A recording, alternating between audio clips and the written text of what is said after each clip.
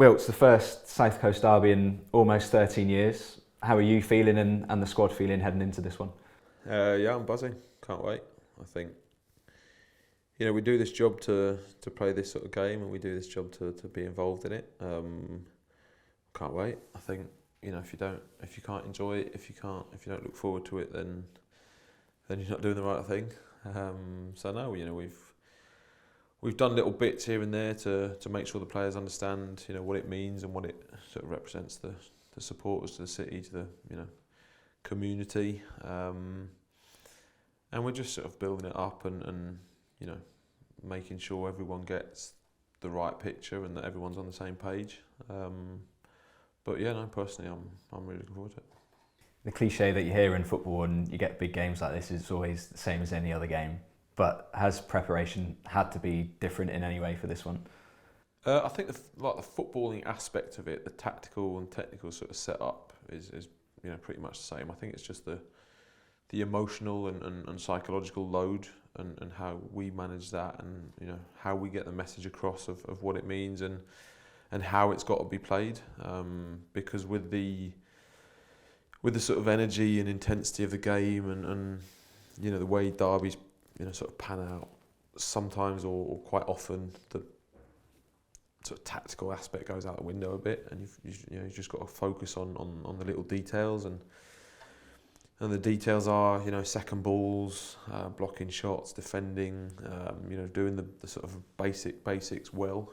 So we've got to make sure that we do that and just make sure that we're ready for their sort of aggressive nature of the occasion, and that we meet that and do better than just match it.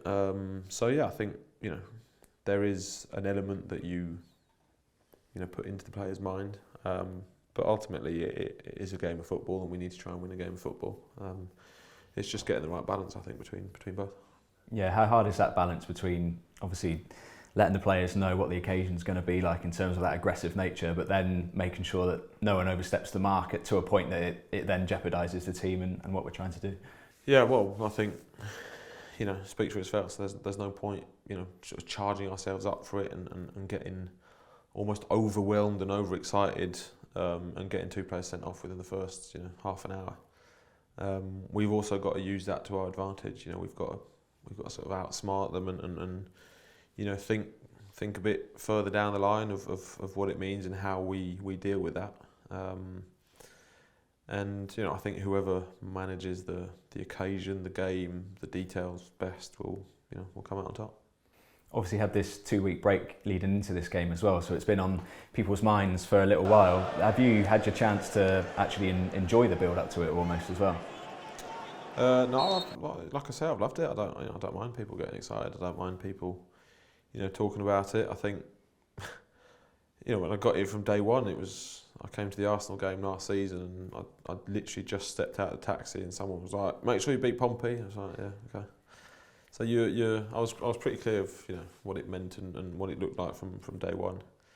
And we've had sort of 8-9 internationals go out the building, so we've been working in sort of more unit works and sort of working on details, and then finally everyone's kind of sort of been drip fed back in today, tomorrow, and Saturday before we play. So we're building up to it. We haven't had sort of loads and loads of time to work on the collective element of it, but I'm sure that's what we'll do in the few days that we've got left. That time that you've had, I know obviously as you say a lot of the guys have been away on international duty, but thinking of the 4 guys that arrived late in the window, has it been a good time for them to bed in and kind of fit into your way of working? I think so. I think they've got used to the intensity, the sort of picture of what training looks like here at Southampton and how we go about things. I think Leo was a bit later in training because of transfer deadline day sort of happening and then visas and whatever.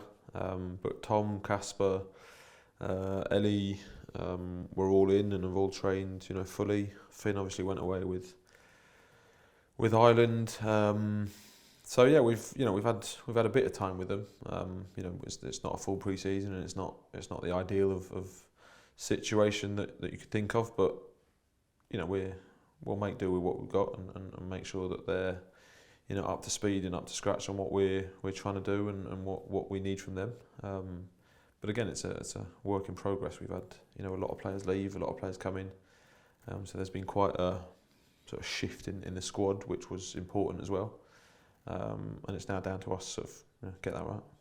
And just lastly, the fans obviously don't need a rallying call for Sunday, but just how big a part can they play? Oh, massive.